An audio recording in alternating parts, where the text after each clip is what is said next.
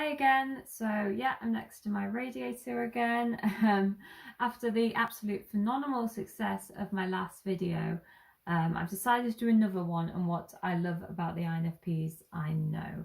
And this is just basically from my perspective, obviously. I find that INFPs are very similar to INFJs as they both employ intuitive, introverted and feeling functions, which is maybe why they get, well, probably why they get confused with each other. I find that I'm very similar to them as well.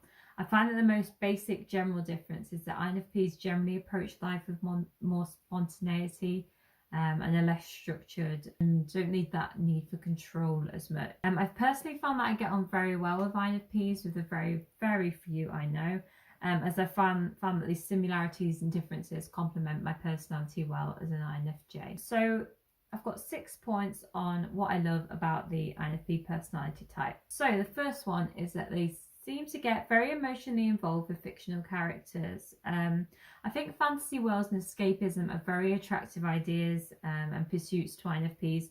They tend to get very emotionally invested and passionate about fictional characters, whether that's in a film. I find they tend to like very out there sci-fi films and video games. Obviously that's very generalized, but I find that they really could escape easily into these fictional films. I think their vivid imagination and sensitivity helps them connect with the characters. And I've noticed that if something bad happens to the character, whether that's a death or they're hurt, I find that they become very concerned and very involved, and they can get very emotional, which I find extremely endearing, but also quite unique and unusual. Because I don't do this as much, because I find that sometimes they can even get more involved with characters than they do with things in reality, like things on the news. Whereas I'm the opposite. I feel like because I'm so concerned about what's going on in the moment and in reality, I find that this can hold sort of a lot of escapism. I also find that they are good actors. I think that INFPs, because they use the mirroring process, I'm still getting used to these terms, by the way. I find that they're good at imitating people, recreating scenes, and being quite theatrical with this, what I find very entertaining, because usually they do this with a high level of accuracy, something that I can't do as well. And I feel like the expression of the person that they're recreating the scene about, and the body language, I find that they can do this very well. And I think that's what makes them good actors, is they can easily get lost in their imagination and fantasies and almost escape from themselves, like I mentioned previously. As they can easily understand emotions, put themselves in other people's shoes through this mirroring process, they come across very capable of this type of creativity, which impresses me. I find that they can also see arguments quite easily from both sides.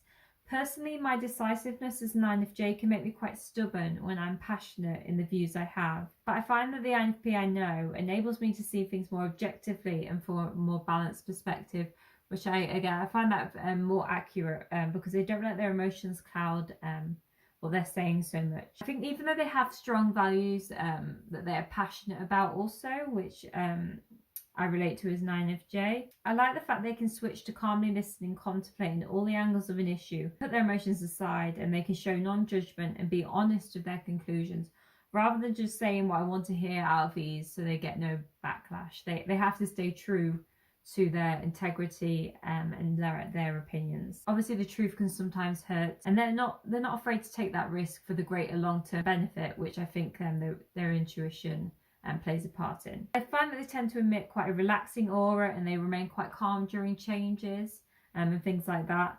When I'm feeling very stressed, I find that INFPs tend to mellow me out, as well as knowing what to say to calm me down with good understanding of my emotions. I find that their more laid-back energy tends to positively influence me and reduce that need for control. As a judging personality type, I feel like I quite strongly need that control, and sometimes they can get quite controlling with making sure everything's in order in the house, and other tasks that I have to do, I can quite enlarge them to an inappropriate extent. And I find that they can sort of put it in perspective and make me realise that things maybe aren't so important as I'm making out. I think the combination of the perceiver with the judger is quite a compatible one, as the INFJ provides structure and sort of conveys that need for control, while the other relaxes this structure more. But it's also content being present within this level of control and structure. They don't want to eliminate it, they just want to work well with it and sort of maybe reduce it so the INFJ can feel in control but relaxed as well. I think in contrast, when I'm with another judger, I feel like sometimes we can clash because of this fight for control. Another point is that I feel like they don't just accept like the rules of life and they seek deeper meaning. I don't feel so strange or judged around them with my more wild or out there hypothetical ideas, because obviously my imagination is quite wide ranging, as they've more than likely contemplated it themselves, as they're also very imaginative, or even if they haven't, they tend to withhold judgment. They're open to speak beyond the rigid structure of everyday life, I find, and the small talk that comes with that, which INFJs notoriously hate. Well, I certainly do. And they look at things more deeply rather than just pushing it under the carpet. Even if this can be quite daunting, I find that sometimes people will want to just accept what's in front of them, maybe because it's easier, whereas INFPs tend to want to delve a bit more and find the truth, even if it is uncomfortable.